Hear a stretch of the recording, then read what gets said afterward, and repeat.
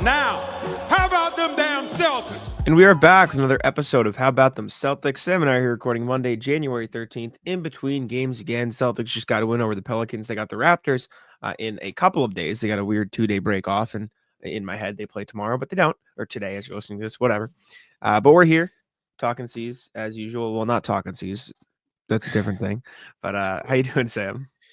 I'm sick, which is good for me. I like my one sick day every once in a while. So today, after I talk to Jack, I'm not doing Dick for the rest of the day. It's going to be great. I can sit and watch whatever TV show I want to watch today. But first, we have a stacked show for everybody. We're going to talk about Kristaps. We're going to talk about the threes, talk about Giannis feeling a little insecure against a pair of Atlantic Division teams. Then we'll get in the emails, go around the NBA, and then the Nets are targeting Giannis. Yeah, they think they're getting everybody. They're like a sneaky, we're getting everybody team, actually, the Nets. We'll get into it. We'll talk about the Suns, who they did win, but I think they've won 3 in a row, actually, but they're still a fucking joke. And they're in a weird spot. Before we start, on the topic of being sick, you talk to them for a second. I have something that I think will be a fun bit, and it got delivered like now, like to my house. Okay. And I also don't want it to get stolen, so talk to them for a sec, and it'll be a fun bit. All right. So, yep. Happy Tuesday to all of you. Celtics can't decide if they're on the most miserable stretch of the season or they're turning it around, because you can look at it two ways. They've won 9 out of 16 games, which isn't quite up to par. Or you can look at it as they've won 4 out of 6 since the turn of the year, which is not bad. But considering like the game they dropped here and also the game last night, as we're recording this, not like the finest play by the Celtics. And we're going to figure out if Kristaps is at fault. Okay, so anybody who's listened to the show for more than, I don't know, a week knows that I am like constantly stuffy nose, like something going on, right? I ordered these things, which are like supposed to expand your sinuses or whatever. I like this. And I don't know if they'll work. I don't know how it works. I don't know if it's a scam. But I figured it was worth a try because I had nothing else that was working for me. So you know what I think is a scam? You ever see the tape these guys wear, like on their muscles? The mouth tape? Tape the muscle. No, not the mouth tape, like the muscle tape. Yeah. I'm not convinced that works. Because you're attaching two things that aren't at the surface level of the skin.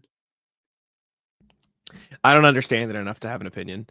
Some medical maybe it works. Chat's gonna be like, you are the dumbest of the dumb. I don't actually know, but I have this intake breathing thing. You put like a magnet on both sides of your nose, and it like supposed to spread your sinuses. We'll see.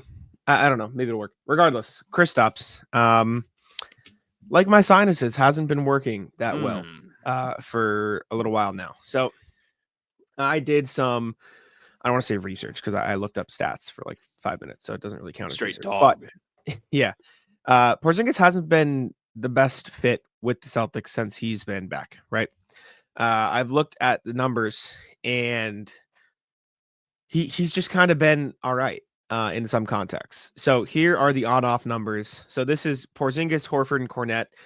Somebody just tweeted back at me and said include Nemi, and maybe I will, but these three have been taking up the large majority of the center minutes since Porzingis has been back. So that's what I included for the sake of brevity, instead of a giant list that would have included like 7 more columns. But Porzingis and Horford on the court.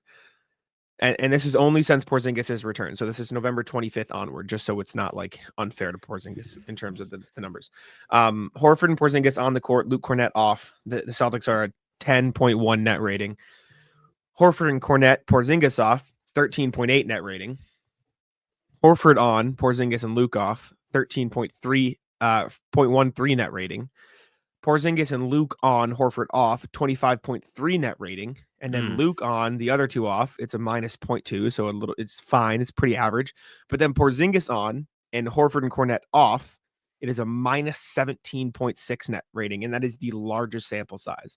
So the Celtics have been significantly worse when it's just Porzingis and no other bigs on the court versus any other big or multiple bigs on the court outside of Nemi, because, like I said, he just hasn't been playing a ton. So I would say this is a pretty significant stat to monitor moving forward.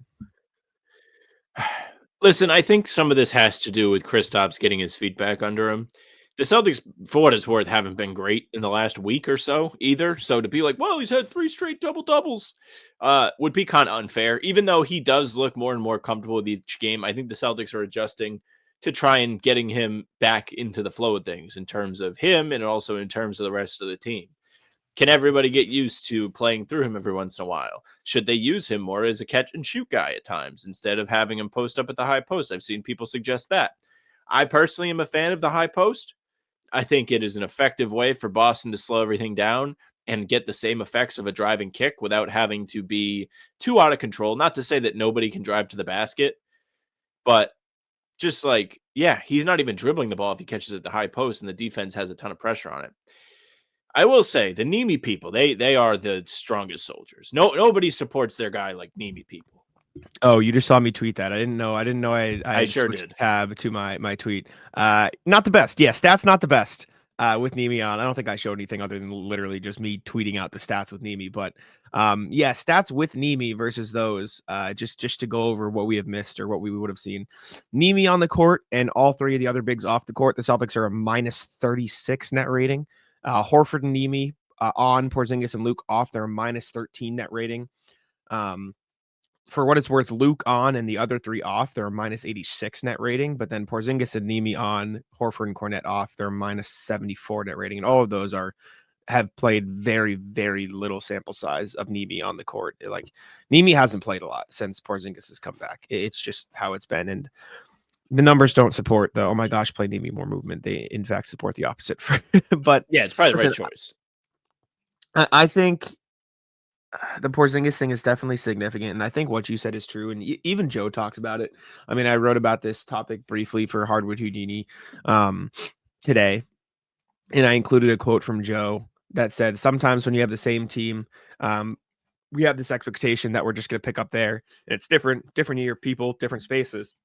And he's right. Like as much as this is the same group as last year, you don't play with a guy or you get used to playing without a guy for so long, or you even go a summer without playing with the same group. And in a lot of cases, in the case of Tatum, Derek, and Drew, playing with a different group, it's different. You have to get back to used to playing with the guys that you're going to play with for the entire season. And so I think it is not just as easy or as, oh, we'll just pick up right where we left off. Like it's more complicated than that. And I think the biggest thing that I noticed when looking at these Porzingis stats, which I will pull back up again, is the defense, right?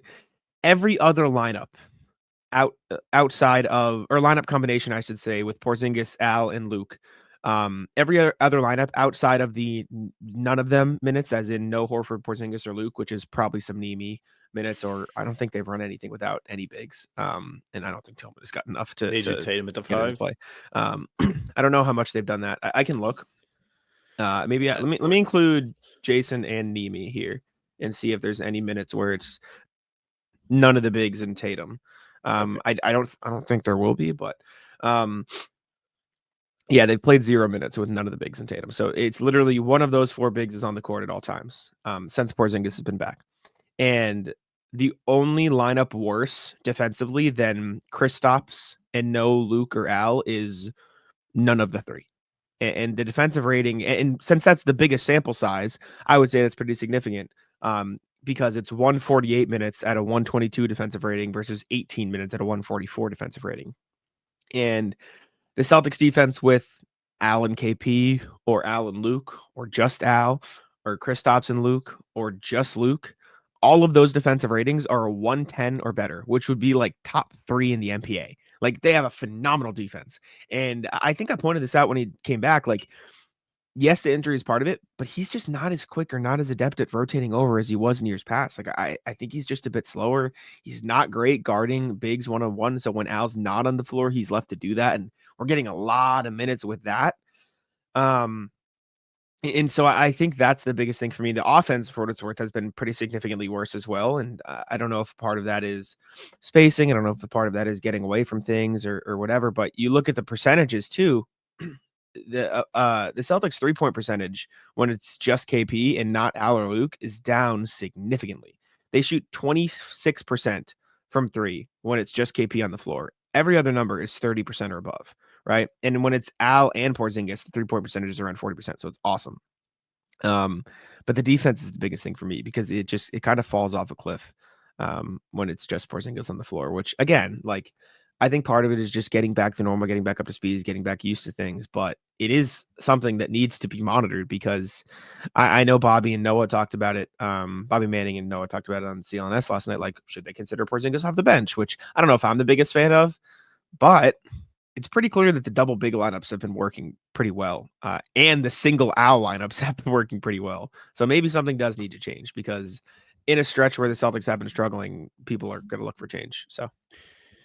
And the defense has been the thing that people have really pointed at. Even if it's not necessarily that, it's like the thing that everybody tends to feel is most in their control. Like, yes, they are mostly creating good shots, but they're not falling, and then they're getting frustrated on defense. It doesn't help that the defense isn't as sharp with the personnel as it was last year. Like Porzingis has said a couple of times now, he's playing himself back into shape. He did not return to the lineup sharp. He didn't return to the lineup like the guy that was playing throughout the season last year. He clearly was a step slow. He said in his first game back, he was playing with a flat tire and, he was losing a bit of the legs underneath him. And I think we've gotten the best glimpse of him over the last week or so, but still the team hasn't exactly thrived. And you're going to need more and more effectiveness with him out there in order to get back to the level that everyone is hoping that they'll be at. Yeah. I don't know. I don't know what the answer is. I don't know what we'd have to really go into the clips and look at what's been going wrong. But I think part of it is the pressure of the Celtics perimeter defense.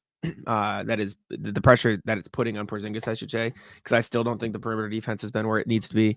And I don't think Porzingis has been as good, helping over. And maybe a part of that is they were so used to last year, like, okay, even if we get beat, Porzingis is going to be there and that'll be our safety valve. And this year, since he's not as much, it makes the perimeter defense look worse. And then Porzingis doesn't look as good because he's a step slow. And so maybe that's the part of things that's getting lost in translation a little bit. But Porzingis just hasn't been the fit that I think a lot of people hoped he would be. I don't think he's actively hurting the Celtics. Like, I do think there's a mix of both. I think Celtics aren't shooting as well from three. I think, their defense hasn't been as good. And I think there are other things, but I also don't think it's a coincidence that some of the struggles started up with Porzingis and these are the numbers that we're seeing. So I do think it's a mix. And also, this is a very minor thing. I also think the Celtics maybe pass the ball a bit better when Porzingis is off the floor because he is kind of a ball magnet. It just kind of sticks to him. And for as much as Luke is nowhere near the player is, he's a fucking awesome passer out of the short roll. And Horford has done a phenomenal job at that as well, especially playing around the perimeter. So I don't know. It's just been a bit of an awkward fit with KP, I think, so far. Yeah, I mean, I'm sure that there are growing pains there. They have not been as sharp since he came back. I think the passing is a good thing. One thing that really stuck out from Luke this preseason in particular was his effectiveness from the short roll. He's carried that over into the recent stretch here where he's able to just hit the kickouts pretty efficiently. He does a great job of keeping his head on the swivel. And that's kind of what separated him, aside from just being solid no matter what, from the rest of the backup rotation, because the Celtics can not only trust him to just not fuck up, but also to go out there and add to the offense and be a reliable finisher, but also keep the defense on their toes so they can't collapse on him too much. I agree. I couldn't tell if you were expanding on what I said or you didn't hear that I said that for a second. I think I was expanding in the past. Okay. Yeah. Yeah, the short roll. I was like, wait a second. Did he steal my bit? No, okay. Yeah, Nope. Listen, I don't want this to come off as Porzingis sucks. I don't want this to come off as like they need to, even bench Porzingis, which I don't think is the end of the world because I think, like I said, no one Bobby talked about it. But it's just a storyline that should be monitored because, let me look. What's the Celtics record been with Porzingis this season in the lineup or since he's been back? Might be 9-7. So with Porzingis in the lineup, the Celtics are 9-7, right? Since he's been back, which is November 25th, the Celtics are, hold up, I have to filter NBA.com. Since he's been back, the Celtics are 14-8. So that means they're 5-1 without Porzingis in that span and 9-7 with him. Listen, There's a very clear trend. And I don't want this to turn into Porzingis sucks because he doesn't. I think it's just a matter of the Celtics need to find the best way to harness the impact he brings because they're clearly not doing that to the best of their ability right now. Yep. And getting back to that is possible. I mean, you saw them play great ball last year. I still put a lot of weight into the reconditioning. There's a lot that goes into that. And when you're coming off an injury, you haven't played in a while, you're clearly not as sharp. That could play a big factor into the ball movement, to the sticking. The defense isn't quite there. The reaction time with defense is a big factor. So if he's not sharp on that end of the floor, of course you're going to see a fall off. With that being said, I think the team has to be conscious of that still. Like, they kind of need to know what they're getting. They can't really play as if it's like everything is just rainbows and sunshine with Porzingis. Like, no, like, we got to work him back into shape. We have to keep him as an effective part of the unit, regardless if he is, the sharpest version of himself that we saw last year, or if he has to be relegated to a small niche, not niche role, but niche use on offense, where it's like, oh, maybe, he's doing what Horford does and tries to catch and shoot more threes rather than being a high post man, at least until he's ready to make those sharp reads again. Yeah, like I said, I'm sure they'll figure it out. It's just something to keep an eye on, as the season progresses. Before we get to the next thing, I need to tell you about PrizePicks. PrizePicks is the best place to get real money sports action. With over 10 million members, billions of dollars in award winnings, PrizePicks has made daily fantasy sports accessible to all. All my roommates have gotten PrizePicks at this point. One of my roommates has been on a little bit of a roll, or I don't know if he's off the roll, but he was on a roll briefly on PrizePicks, and he was When's happy. the last time you heard from him? I just heard him open his door, so he can probably hear me saying this. But no, he talked when's the last time you talked about PrizePicks? The other day. I've talked to him. Might have been when we were watching football. It's usually how it goes. We'll see. It's a mystery. I will say the good thing about PrizePicks is you pick a lineup, and even if you don't hit on all of the picks you make, if you hit, I think if you win on 4 out of 6 of them, you get your money back. So there is like a little fail safe built in there, which is the reason that I personally like PrizePicks. Basketball season's heating up. PrizePicks is the best place to get real money action while watching your favorite sports, and you can win 1,000x your money on PrizePicks. It also now offers MasterCard for quick and easy deposits into your account this sports season. We've done it on the pregame for a while. I think we're on a bit of a cold spell ourselves, so maybe we haven't. But you look at PrizePicks right now, plenty of great options. Karl-Anthony Towns has been a rebound machine this season. You pick more or less for him. Rebounds, Jalen Green scoring, Grady Dick assists. I will say I have seen something on Twitter that says one of the hottest picks this season has been Grady Dick's rebound and assists, because it's always at like 5.5, or I mean, as you can see here, they got the Green Goblin on PrizePicks for 0.5 assists, and I mean, he's been having a great season, so he's pretty much going to get that. Or I'm not going to give you betting advice, but I think Grady Dick rebounds and assists would be pretty good for you, and I'm sure Sam would like Cade Cunningham and the Pistons because, well, they're a 500 team. Numbers. Are they above 500 yet? I believe they're above. I believe they beat the Raptors behind a 25 plus 17 assists triple double from Cade, the dog. Wow. You want to talk about points, rebounds, assists, like no further. There you go. And it's set at 40.5 right now. So I think you would have gotten there with that stat line. So download the app. Download the app today, PrizePicks, and use code CLNS to get $50 instantly after you play your first $5 lineup. Again, download the app today and use code CLNS to get $50 instantly after you play your first $5 lineup. PrizePicks, run your game. All right, back to the Celtics and back to threes, because I know everyone loves talking about threes. Al Horford recently talked about maybe wanting to shoot a little bit more of threes. This was from an article Jay King wrote. I think Al talked in the locker room post game after the Pelicans game or recently. And Al was asked about why the Celtics 3-point attempts per game haven't decreased lately. And he said, I don't know. I wonder that too. I'm like, man, we got to get those up. We had those numbers up, way up earlier in the season, and now it seems like we're taking less. I like when we shoot a lot of threes, so that's really a good question. He said we got a lot of shooters, so I feel like when we shoot more, we have better chances, and also spreads the floor out, opens the floor up a lot for Jalen and Jason. I'm sure that we'll get back there eventually. I can't really tell you honestly right now what it is, but I know we have practice Monday, and we'll have a good film session. We'll continue to learn and address the things. Derek White gave a little bit of an answer. He said, I just think the way teams are guarding us, they're selling out at it. But I think it's going to come back around, and that's just a part of the season. My theory might be Porzingis coming back. I bet that's a pretty direct correlation between when the Celtics started taking fewer threes. And again, it's not a bad thing. It's not a Porzingis thing. I just think they need to learn to balance when they're going to look for him in the post while also getting the 3-point numbers up. Yeah. There's a chance Horford listened to me talk about like he should have drove that open 3-pointer and completely attacked me and body bagged me. And what are you gonna do? What are you gonna do? The Celtics, they took a lot of threes. Did they take a lot of threes on Sunday? I know they didn't make a lot. 44. 44. They've still been butt ass making them shut the Terp. And listen, we talked about it on the game recap, and I think it's just the best way to put it. This is like the Celtics version of playing left-handed like Larry Bird did back in the day. And it was a big story about how he was like, yep, just going to save my right hand for the Lakers. They're just like, hey, what if we miss threes? And can we still win? What else can we do to drive us over the finish line? And they're obviously not doing it on purpose, but the result that they're getting from it is positive. They're getting experience. They're finding out ways to win games, even if it doesn't go well for them. And as annoying as it is to watch, I'm one of them. I hate it. I hate watching them miss a bunch of shots. I hate watching them sulk on defense when they don't get their buckets. But listen, beating the Pelicans, though they're last in the West, isn't reflective of what the Pelicans are as a team. This is the team we thought they would have at the beginning of the season, a team that I picked to be in the playoffs. And regardless, beating them was an impressive win, even if they did everything possible to try and lose. Yeah, so looking at this, Celtics 3-point rate goes up when Kristaps is off the floor. The 3-point percentage goes up when Kristaps is off the floor.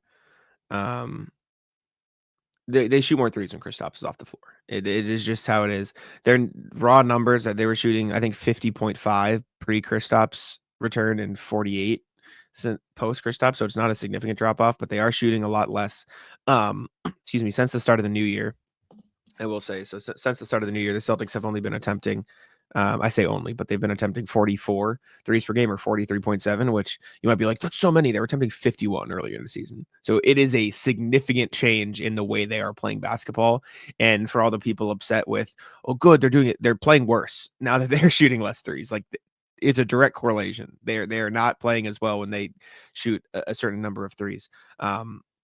In fact, let's see what the line is, shall we? When the Celtics shoot, I got to filter it to just, the Celtics here. When the Celtics shoot X amount of threes, how well do they play? Okay, I was like, why is this number? It's only showing me games in the new year. That's because I had it filtered and I'm an idiot. Let's see what the line. Here, I'll take you YouTube viewers on the stat chase with me here. So when the Celtics shoot, this is just attempts, not makes, at least 40 attempts. They are, well, they've taken 40 a lot. They haven't taken less than 40 a lot. They've only taken fewer than 43s 3 times, and they're 2-1. The average is what, Jack? They average like total on the season. Their average attempts per game, yes. Total on the season, they are averaging 49.4 attempts per game, but it's down to 43.7 since the new year. So it's down like almost 6 threes a game from what they were averaging before. Is this Joe Mazzulla telling everyone that they're wrong, like in real time? He's like, fine, you guys want to tell us to shoot less threes? It could be. It could be. So when they shoot 45 or fewer threes, they are 1, 2, 3, 4, 5, 6, 7, 8, 9. What is that? 22-9 when they shoot 45 or fewer threes. 22-9 when they take more than 45 threes. They are 8-3. So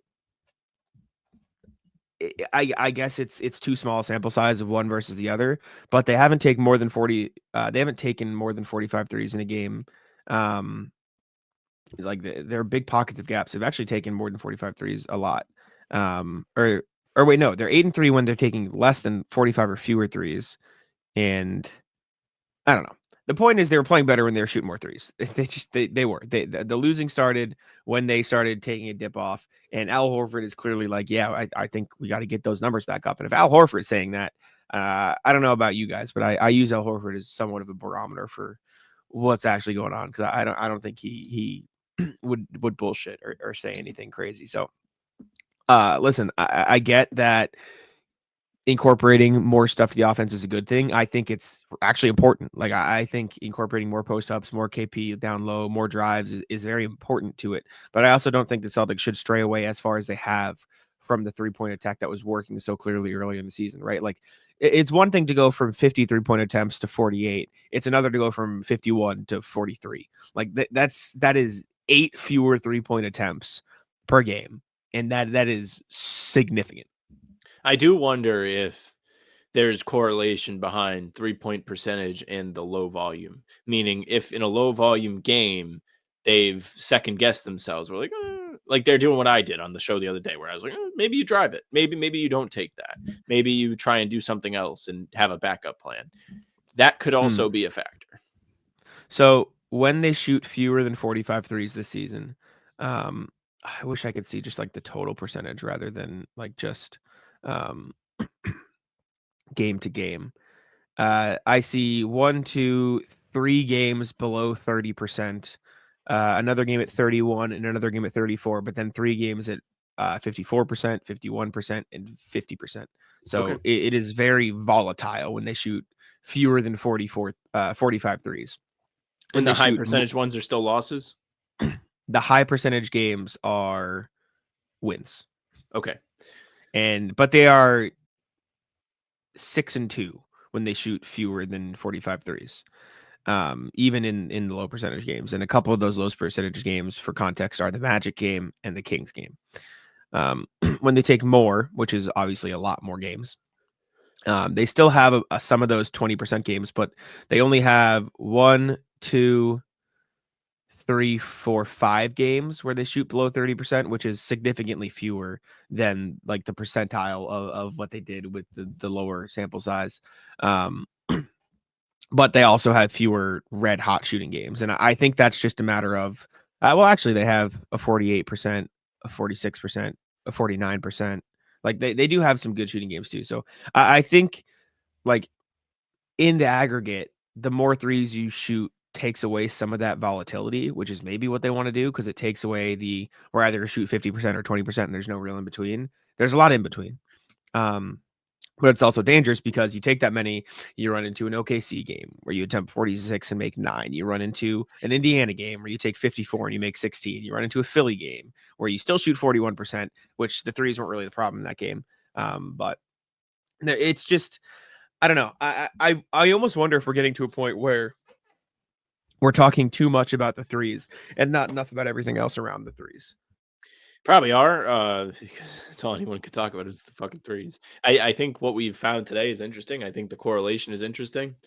And I just think there's a lot of dependent variables on the threes. I think the percentage is one. I think the reaction to low percentage from the team as a whole is another one, where they're not shooting well and they kind of get discouraged and get frustrated and all that, which we've certainly seen over the last couple of weeks. I think it might be a flashpoint where you can take everything back to that and then find those dependent variables. But overall, I think that they know what they're doing from last year. The problem is they aren't shooting like last year at this moment in time. And that's where it becomes like, they just don't win right now. Or at least they don't play the way everyone expects them to play. Yeah, it's weird because they aren't shooting as well as last year, but they are making more threes than they were last year. So it's really the difference of what's their percentage? Is their field goal percentage worse than last year? 46 versus 48, yeah. But that's probably just a product of they're missing more of the threes, and so that's where most of it's coming from. Because they're attempting almost the exact number of shots they were last year. It's just they're taking more threes. By what are they attempting? 7 more threes per game ish. So I don't know. I think the defense is something that more people should be talking about. And I mean, we've talked about it plenty. I also think there is a point to be made of what Joe Mazzulla said last night, where the bar is higher because there are two teams having ridiculous seasons right now. Like the Cavs are 33-5 and the Thunder are 32-6. Celtics are 28-11, which is still damn good, but they're not on a 70-win pace, which I think a lot of people were spoiled with last year when they played like that for 70% of the season. So it's both. The Cavs are also shooting 40% from 3, which I don't know if a team has a team ever shot 40% from 3 this season. That is like a close, historic, or they're low volume. I'm going back, and I am in 2021, and the last team to do it was the 2020-2021 Clippers, who shot 41% on less than 35 threes a game. So it is not a common thing, and I'm going back even further, and I am not finding any teams who have shot 40% a season. So the Cavs are doing that while attempting 43s a game. So I don't know if you want to say, oh, that number is going to dip down. I don't know if you want to say that's not sustainable, because it's pretty sustainable so far, and we're pretty far deep into the season. But I just think the context is the Celtics are playing fine in the grand scheme of things, but as Joe said last night, like, they're not playing their best basketball right now, and that's something that they're monitoring, and they're happy that they can fix. Just to kind of circle back to the Clippers here, they were a conference finalist team. Best year the Clippers have ever had in the NBA. They shot 41% from three, and if basketballreference.com would cooperate with me, I would appreciate that very much, so I can tell you what they shot in the series that they lost. But it is not. It's taken me 2 years to scroll the fucking page. So, and of course, Phoenix is first. So they shot 33.5% in the Western Conference Finals. Kawhi was also injured, so that is a very real issue for the Clippers. But when they were without the high high efficiency shooting, they weren't quite the same team. Mm-hmm. You might not Yeah, want that and to be your like defining thing if you're on such low volume, but the Celtics are a high volume team. We just saw them win, so and they shot exactly. lower in the playoffs last season than they did in the regular season. So they've proved that they can do it another way. The playoffs last year, we saw a lot more attention on Jason Tatum, who still was productive, at least in terms of Yes, affecting the game without having to score everything. And yeah, a lot to do with yeah, guys making their shots. and some added context. The last team before the Clippers to shoot above 40% from three in a season was the 2015-16 Cavaliers, who shot a league high 31.6 threes, and made 41.5 of them, or percent of them, I should say, which is a lot. But when you get to the playoffs, and let's see, because they lost that final series, right? Let's see what they shot No, they in won. no, this is 2015-16. So They they won in lost. 16. They came back from the 3-1. The Warriors shot 41% from three. I thought you said the Cavs. You said the No, Cavs. I don't. You did. Maybe oh, okay. Warriors, sorry, shot 41.6% from three. I don't know. Let's see. Can I search by the conference finals? So in the finals, when they lost to the Cavs, the Warriors shot. Fuck you, NBA.com, piece of shit. It's not working. I have to go to Basketball Reference. Lost finals. In the finals, the Warriors shot. Come on. 30, or that's the Cavs. 37% from three, which is a 4% drop off, which maybe it's not that significant, but I bet if you take out games 1 and 2, it's a lot worse. The point is, threes have dominated the NBA in wins and losses for a long time, and the Celtics have to find a way around it. I think their 3-point strategy is fine. I think they're a slump right now, obviously, but I don't think it's a problem with the way they're getting them. So they just gotta fix everything else around it, and guard opponent threes better, because I think they're getting Missoula balled a little bit, throw them back in their face. But anyways, before we go to the next thing, I need to tell you about Gametime. Gametime is the best place for all your ticketing needs. Make sure to use Gametime to get all your tickets. Like I said, and Sam and I are going to go take a look at some fun events. I think we looked at Disney on Ice last time. So let's see what we can find today. No, we looked at the Sphere last time. Yes. Wonder what we can find today. Is there a venue you want to look at? We can look. What's the Providence place called? What's the venue in Providence called now? There's the AMP, the Amica Mutual Pavilion, of course, formerly the Dunkin' Donuts Center, of superior name, despite Amica being the Celtics sponsor. Yeah, okay, let's see what's in Amica Mutual Pavilion. Syracuse Crunch at Providence Bruins. What is that? Hockey? That's hockey, right? It's got to be, yes. Yeah. Let's look at Georgetown at Providence, though, instead. That's more fun. Cooley. Hello, sir. Take a look here. Cooley, can I get? Did he go to Virginia? I think he went to Virginia. Or did I make is he that up? gone? Let's I don't Google know. it. Well, while you're doing that, Gametime's the best. It gives you little stars next to deals that it deems to be the best deals. He's at Georgetown, which you can see here. There was a Sentinel-esque report about Virginia. That's what it was. You got scammed. But you can also see the view from your seat on Game Time, which is one of my favorite features.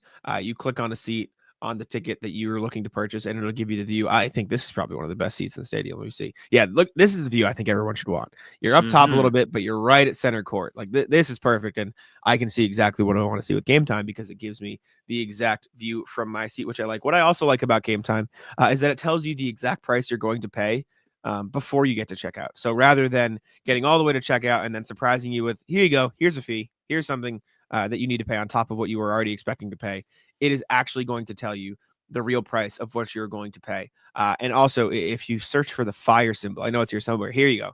Here's the fire symbol.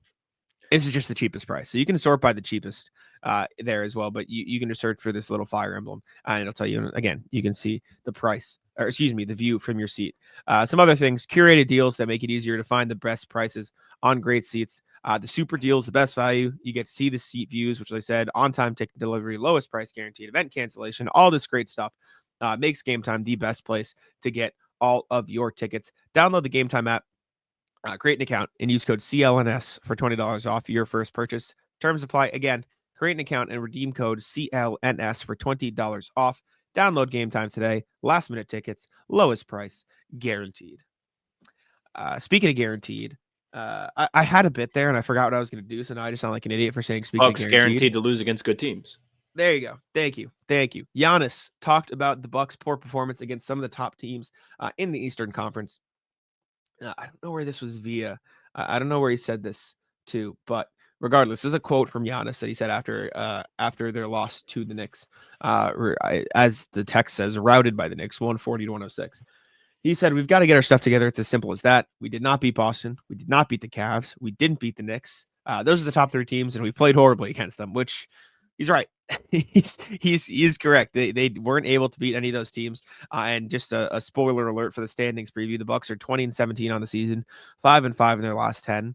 Not exactly playing the highest tier basketball right now. They've been passed by the Pacers in the standings. So Pistons next. Maybe the little run the Bucks have gone on has died out. The pixie dust is no longer working. Yeah, he really should have just said we can't beat Boston and it gets worse. Like, that is not good. Like, you just go down the entire list of top teams in the East and it's just like, yeah, these guys have our number. Every single time we just get absolutely smoked when we play somebody that's projected to get past the first round in the playoffs. Not good. Milwaukee, by the way, had 2 first-round exits in a row. Granted, Giannis was injured in both of those at some point.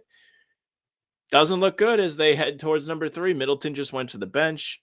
Dame's having a good statistical season, but he remains an issue on defense.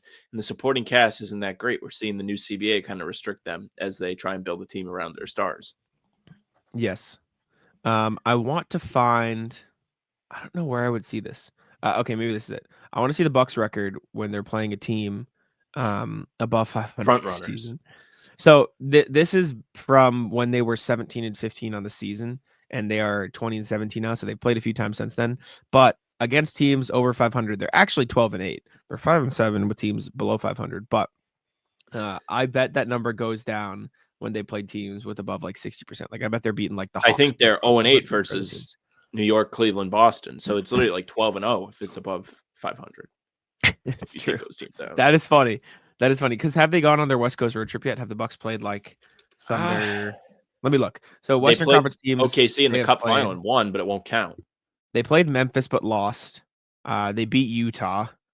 They beat the Rockets by 1. I remember we watched that because the Rockets missed that pass in. And they beat OKC in the Cup. It doesn't count. They lost to Portland. They beat San Antonio, and that is the only Western Conference games they played. So they still have 2 games against the Thunder this season. They have 2 games against the Lakers, 2 games against the Warriors, 2 games against the Timberwolves, 1 game against the Rockets, 2 games, or 1 game, I think, against the Grizzlies, 2 games against the Mavericks. So they still got a tough Western Conference schedule coming up, and they're not doing too hot against the top of the top. It's a real shame. Makes you really ache, and you feel for the people of Milwaukee, the good people. Thanasis, one of them, really good guy, not annoying at all, and contributes quite a bit to the team. Not on the team, technically. Not on the roster. Did they buy him a ticket or something? He doesn't have to pay. Of course he doesn't have to pay. Obviously he doesn't have to pay. Why would he have to pay? No, the Bucks. I don't know. The Bucks are weird. It's weird to sniff out what they're going to be this season. I still stand on. There are other teams you'd rather play in the playoffs because Giannis is Giannis. Like he is objectively one of the best players on the planet, and so you don't want to play one of the best players in the planet in any setting in the playoff series. But I wrote it earlier this year. The years and era of, oh my God, the Bucks, Sixers, and Heat are scary is done. Like that era is over. Those are not the Celtics' top threats in the East anymore. It is the Cavs and the Knicks, and probably the Magic, and a little bit the Pacers, right? Like it is literally none of the teams. Yeah. So glad Paolo's healthy, by the way. But the Bucks are no longer the big scary deer who once people. What was that? It was not me. I was muted. Did you hear that though? I didn't hear anything. I heard like maybe it was Siri. Maybe Siri heard me and started talking, but I don't really have my hello Siri on, so that was odd. Anyways, let's go to email here. Reminder, as always, you guys can email us at hbtcpod@gmail.com. That's hbtcpod@gmail.com. First one we got from Sean says, the problem right now with the Celtics is they need a bigger guard to facilitate and make the game easier for Pritchard, Hauser, and Joe Mazzulla needs to stop playing a 9-man rotation like it's the playoffs already. I don't know if I agree. I don't think Derek so. White's also like 6'5". Yeah, Derek White's 6'5". Drew Holiday's like 6'4". Jason Tatum plays point guard a lot. Yeah, I don't know. I don't really know if this is the issue. Like, what is the solution in your eyes? Who should they get? Sean? Yeah. Why is a bigger guard? What does that have to do with anything? Of course. Yeah, it's like what? I don't know. Make it easier for Pritchard. Pritchard having a 6-man of the year season. Hauser is struggling, but I think he's partially hurt. Joe Mazzulla needs to stop playing a 9-man rotation. Did he play 9 against the Pelicans last night? I think he played 8. Actually, he played less.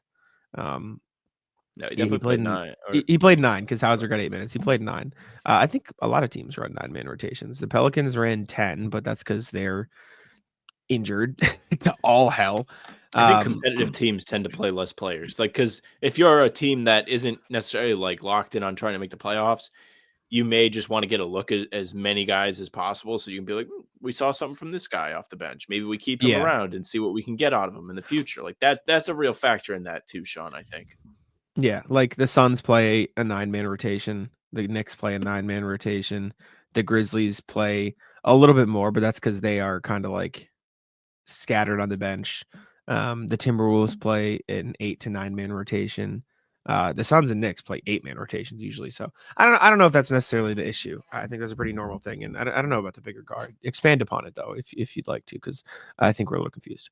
RJ says, assume the Celtics are who they are. Happy Sunday, everyone. Let's stop waiting for Santa to make a late delivery of a Boston team that shoots consistently and ask the following question. How does Boston win with the 3-point shooting they have? I agree. Good news is the question has been answered by pretty much this lineup. We just have to look back to the game of February 27th against the Sixers. Celtics not only shot a horrific 22.7 on the threes, Philly took almost twice as many as the Celtics, but the 42-22. But the Celtics went on to win the game by 18 with all the minutes outside of garbage time played by the starting 6 in the circle of trust. They did it by finding the best shot in each possession, which turned out to be points in the paint and free throws. Mazzulla always talks about how the Celtics aren't hunting threes, they're looking for the best shot. Maybe it's time to double down on that philosophy when the foe is your own shooting as much as it is your opponent. Be well, RJ. I agree to a point, but I still think it's more important for the Celtics to play their game and hunt the shots that work best for their math game rather than feeding in. Like, can I be honest? I think Mazzulla saying we always hunt for the best shot is bullshit because it goes against everything else he says. Everything else Mazzulla says is we want to win the math game, but then he goes, no, we just hunt for the best shot. Then you're not playing the math game. Well, you're the playing math for game in whatever that case would be percentage. Not effective field goal percentage, though, but it would still be like how many what percentage of possessions can we leave with the basket is probably something that he factors in. But if you are playing to win the math game, you need to play your game, not feed into the game they're allowing you to play. I think that directly contradicts what he says. Well, there's a layer to that where if you can beat them at the game that they're trying to force you to play, they may have to adjust. Like, for example, last night, against New Orleans, Holiday makes a couple big drives at the beginning of the fourth quarter to like kind of revive them. Like that was an example of getting the best shot possible. It feels like he was patient. He got in the lane, pump fake, drew a foul, made it, and went to the free throw line. He did I miss. get it. He might I'm have not made the saying shot. I'm not saying they shouldn't drive. Like I do Yeah. think they need to mix stuff in, but saying we need to win the math game and like the whole thing of win the margins, win the math game, win everything, but then going, we want to hunt the best shot, whatever the defense gives us. You are allowing them to play the math game. Like we've seen it.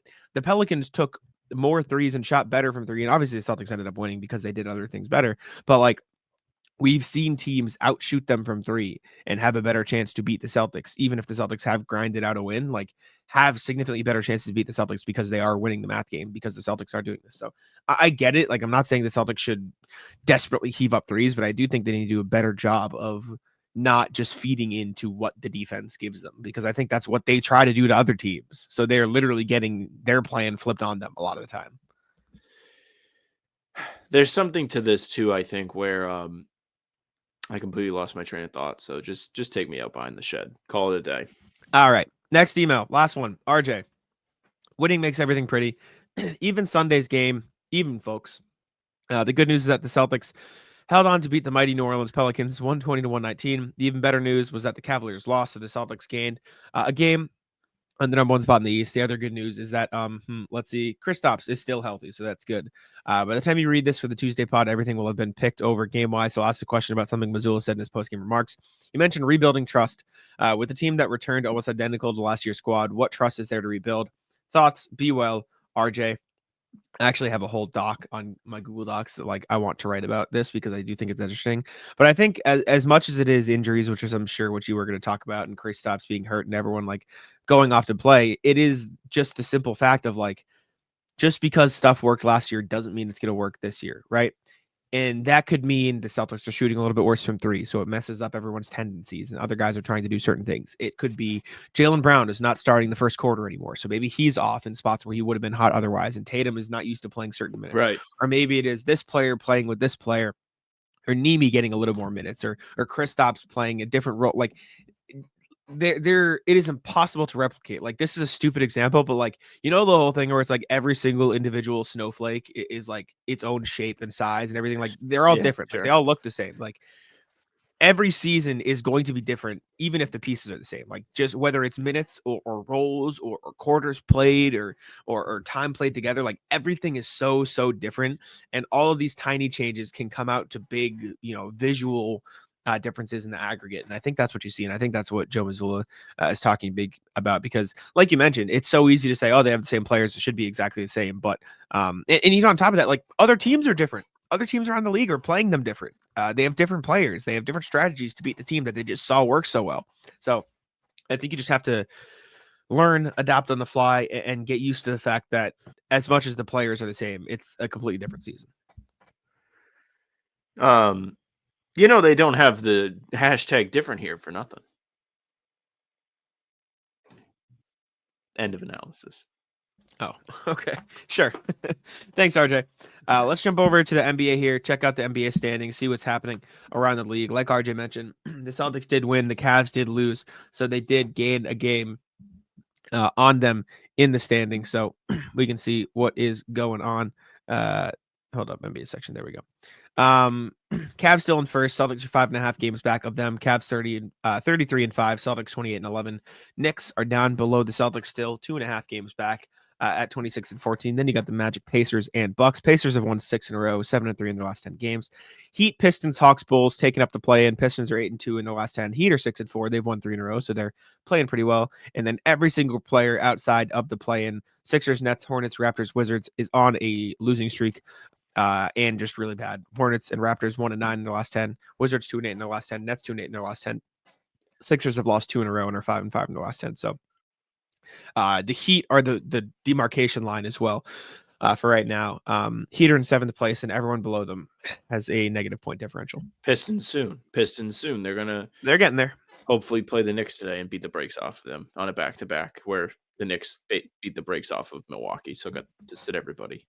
Probably won't happen, but I'm rooting for it. They beat the Knicks already this year. we'll see what happens.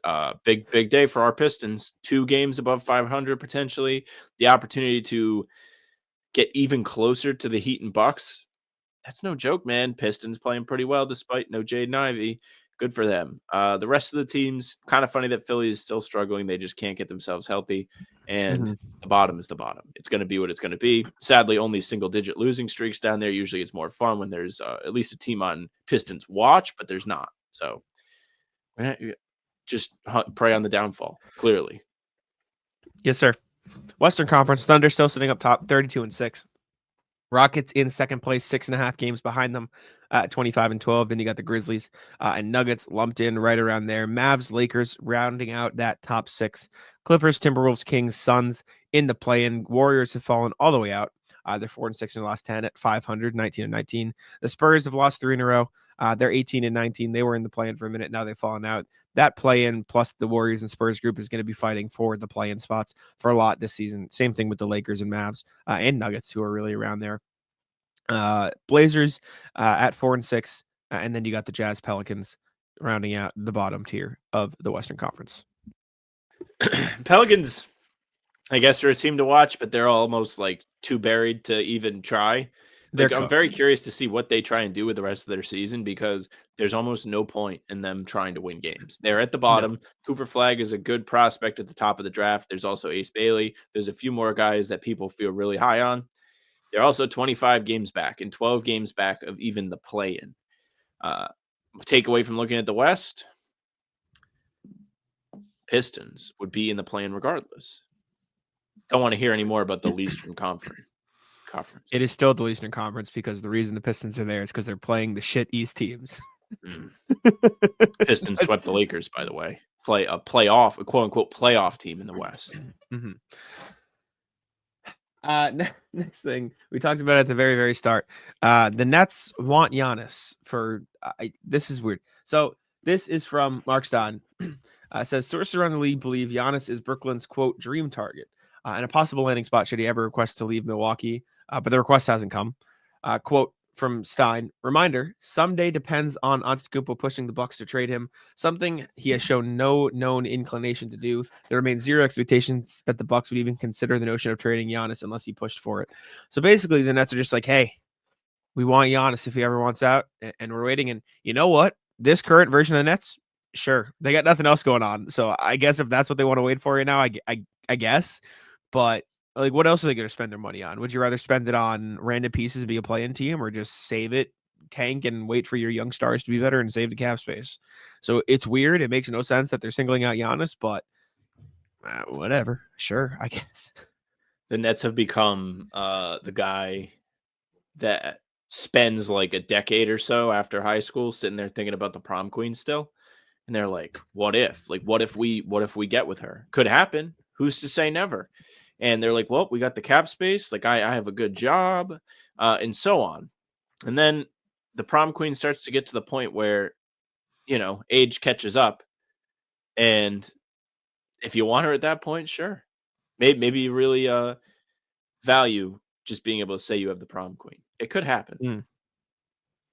Yeah, I don't know. I don't know when and where Giannis will request the trade out of Milwaukee. It still feels like to me he's just going to always be there.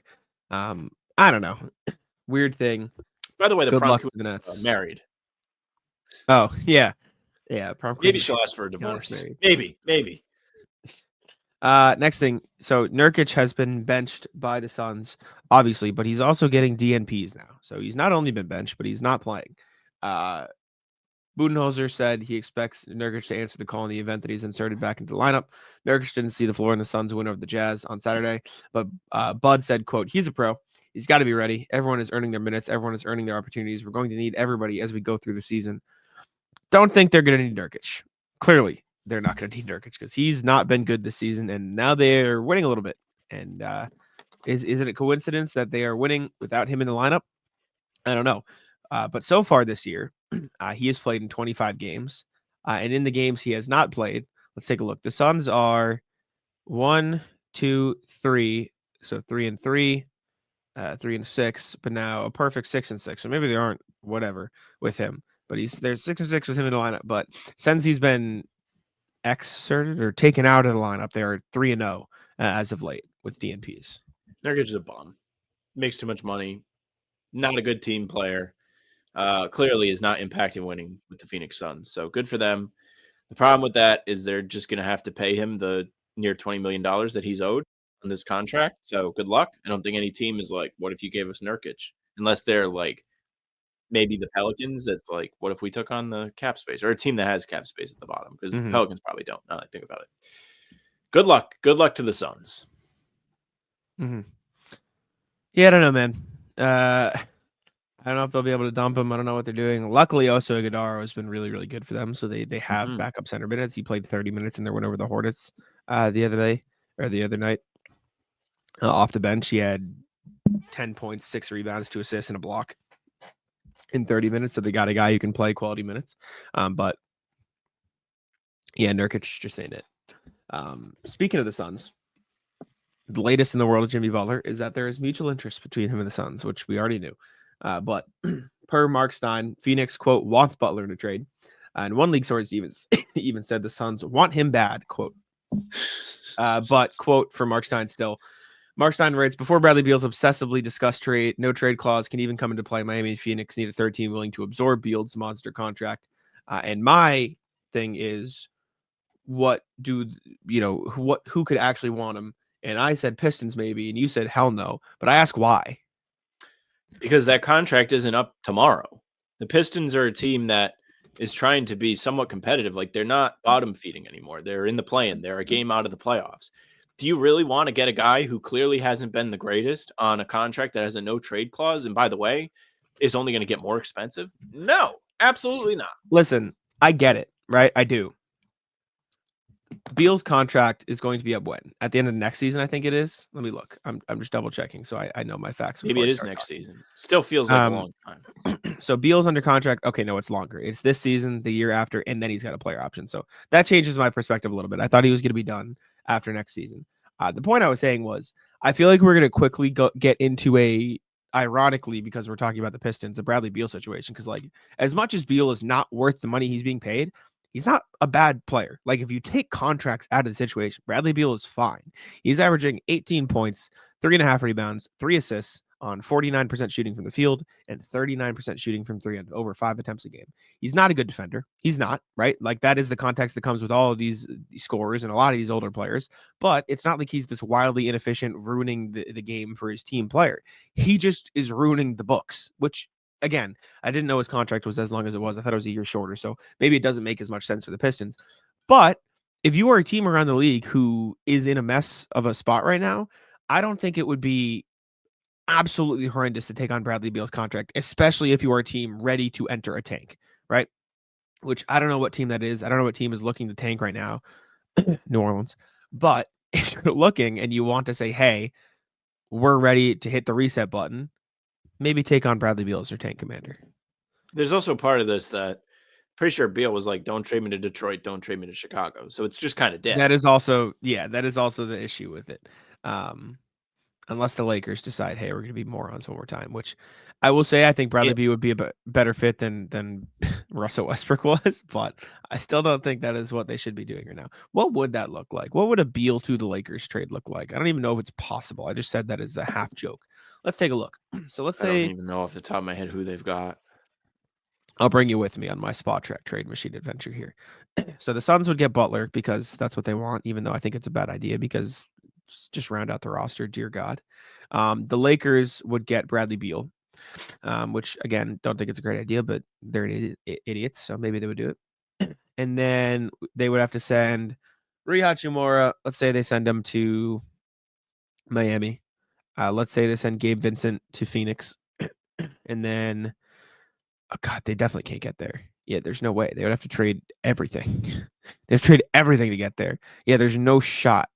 They would be taking on $9 million, so they'd also have to give up Jared Vanderbilt. They'd have to give up Rui Hachimura, Austin Reeves, Gabe Vincent, and Jared Vanderbilt. Yeah, no way, it's dead. Yeah, Bradley Beal's how it works. Trade for. Yeah, it's dead. It's just really hard to make trades work out where it's not like you're having to gut your entire team and then also paint yourself into a corner for years. It's just not what you want. It's impossible with the context of Bradley Beal only wants to go to certain teams, unless the Heat magically decide, you know what, we'll take Bradley Beal, which I don't think they should. It's dead. Last NBA thing before the rat list is Isaiah Collier and Colin Sexton. I don't know what this is. What is this? What happened? So last night in Utah, the Nets and Jazz were in an absolute dogfight. Utah is dribbling the ball up the court, 102 with less than 24 seconds left. Colin Sexton is running beside Isaiah Collier and is begging. He's spamming the A button on 2K. Pass, pass, pass, pass, pass. Collier's waving him off and then ends up getting an 8-second violation, which results in a turnover. Sexton absolutely rips him on the way back to the bench, completely obliterates him, yelling in his ear, the whole nine, just giving him the worst beratement you've seen in a while. Here's the play. 8 seconds. See you later. 8-second violation. Turnover with the game on the line, giving the Nets plenty of time to try and get a bucket to win it. The game ends up in overtime, and then Collier puts his brass balls on and makes a winning layup. So he essentially redeems himself, but the 8-second violation is smash your TV remote stuff. Everybody there is dumbfounded. It might be a tank masterpiece. Maybe Danny Ainge is nodding in the background, being like, yes, good work, Isaiah. This is why we're going to extend you. Yeah, this is a young player, young team mistake. Very clearly. I have to think about poor Svi. Svi's probably sitting there like, my God. Here, and then obviously in overtime, like you mentioned, Isaiah Collier gets the ball, magically gets through defenders, probably gets fouled, and makes a crazy layup. Wow, that was insane. So good for him.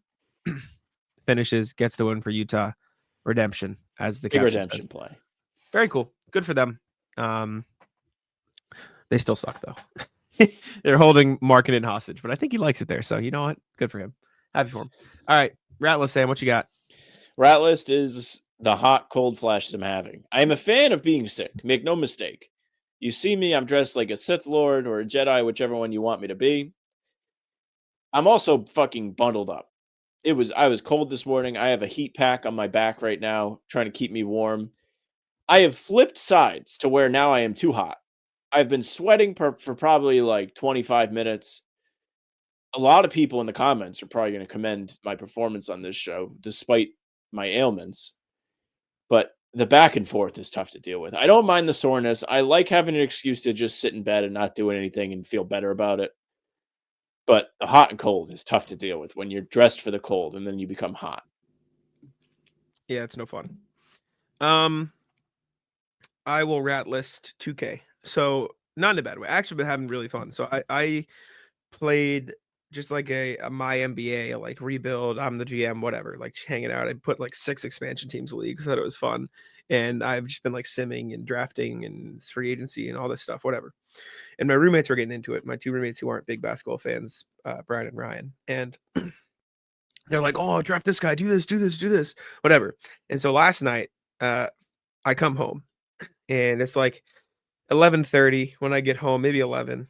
And I hear the TV on as I'm walking up my stairs. And I'm like, oh, it's probably my roommate Mike, because he usually stays up a little later. Maybe Brian's watching YouTube. I come up here and it's just Ryan, who usually goes to bed at like 10 p.m., 9:30 p.m.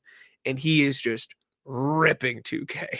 He goes, I have not left this chair since 3:30. I started a Bulls My NBA career, and I've just been simming and playing my games since 3:30. So he had been sitting there for 7.5 hours just playing my NBA, and I just started fucking dying laughing. That's the best day ever. Or maybe not. 2K's in front of the show. What am I going to say? But I did see your account on 2K yesterday when I knew you were not home, and I was like, what is going on here? So I'm actually glad that was cleared up for me, because I was like, why is Jack playing this game? Like, he's clearly not home. Did he leave his Xbox on? Like, that is not like Jack. No, the roommates are in on all the fun. Xbox. Ratless 2K for me, man. 2K brings the worst out of me, like by far. I'm the worst person ever. I'm yelling at people.